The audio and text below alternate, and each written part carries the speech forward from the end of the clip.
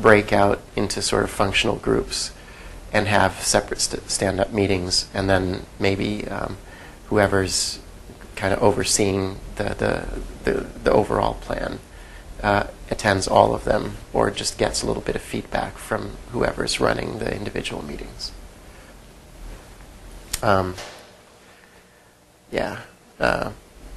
So many whiteboards, both virtual and physical, are great. Again, it's all about communication, and I actually think that having as much data memorialized digitally is better. When you say mini whiteboards, you mean around like the meeting area, or just like everywhere? Just everywhere. Yeah. People, it just gets a lot easier for people to congregate around an idea or a particular project. Yeah. So practices are really ultimately about people. It's not the tools. It's not sort of telling you do it this way. It's really about kind of a willingness to make these things work that makes all the difference. And the thing that was very clear as I was working on agile practices in my company was that there were people who were very happy contributing, but very unhappy if they were put in the role of, say, leading a meeting. So it became quickly apparent that there were just some people you wouldn't go to say run the meeting today, and not that their contributions were less worthy. It's just that their most valuable contributions were, say, as participants as opposed to leaders, and these distinguishing specializations just sort of emerge naturally over time. You don't actually have to define these roles on day one. They start asserting themselves pretty quickly as you go along. So if you're starting small with 2 or 3 people, and you organically add people into a group, these different roles just start popping up, and it makes a whole lot of sense to pay attention to them, as opposed to sort of trying to impose them from the beginning. Tuesday after class, actually, I had a really interesting conversation about in the programming project, or the first assignment, I talked about the next programming project being one where there'd be team leaders and then contributors and then consultants.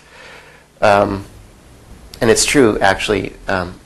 Normally in a flat organization, you don't need to specifically talk about a leader. The leadership emerges. So I actually, in the assignment handout, changed the term leader to advocate. And what I mean there is they may still take a more important role in seeing a project through, but it's not one where they're telling people what to do so much as suggesting, this is what we want to shoot for, or helping make sure that the other contributors can make their code work well within the overall infrastructure. So again, I'm a strong sort of believer in kind of emerging of all of these things, and I find that team leader was an unintended misnomer here. The other sort of thing that's become abundantly clear to me over time is that no matter how hard you try, you can't sort of build a group of people who are just like you. Like if you look at Stanford, there's an extraordinarily high standard of admissions that attempts to sort of group people together who have similar capabilities. But once you get here, and once you've been here for a while, you see that people sort of sort themselves out into all sorts of different categories and skill sets, etc. And I've found that even with small startups, you can try as hard as you want to sort of bring on people who are as much as you in terms of, skill set, ability, etc. And you end up finding that this specialization just still happens no matter what. What are drivers and observers? Well, so I'm going to get into it a bit more later, but so visionaries are not necessarily people who actually do or make things happen so much as express a vision, and this is what we want to shoot for. And the drivers, I tend to feel, are the people who actually go ahead and make that happen. Some visionaries are very good at actually also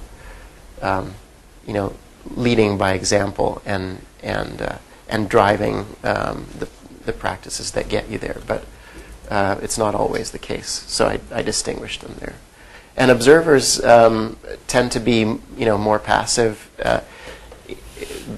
In an engineering environment, you might call some of the other parts of the company, like management or operations or whatever, observers of the process.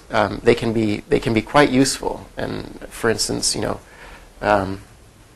product managers, if they're doing their job right, actually are the type of observer that can really help stimulate a lot of really good development on the engineering side. But there clearly are people who don't get directly actively involved in making things happen, but they're just about as important ultimately to the success of the whole thing as the contributors are. I struggled to come up with an agile example for the real world, and I guess the one that finally really came to mind was my participation in the last presidential election. So I really was tremendously impressed by how much was done in a short period of time, and how many of the things that were happening in the organization were really following good agile practices. But ultimately, so I wasn't an organizer or manager and all of that. I just manned the phone booths, but the phone banks. So I called hundreds of voters and asked them if they'd vote. But it was just fascinating to see how on a daily basis there was a lot of energy and well thought out plans for making sure that everybody had access to the equipment they needed to do what they were going to do, that they could make as many calls or whatever it was they were going to do as possible, and there was a really well thought out campaign for fundraising that made sure that all of this stuff could continue, and all of this was sort of put together during the course of about a year, and then with a very specific end date in mind, and so by far it's the largest agile group that I've ever been involved with. But it shows me that you can actually sustain even a very, very large group of people working together for a period of time. And I think actually that maybe the two most important sort of fuzzy things that made that happen were that by and large people really felt like they were moving together in a particular direction. There was a clear message, and there was also like a very clear goal. And I think the knowledge of those two things made it much easier to get everybody working in the right direction, and essentially allowing the whole group to function, sort of to multiply the efficiency of the individuals dramatically.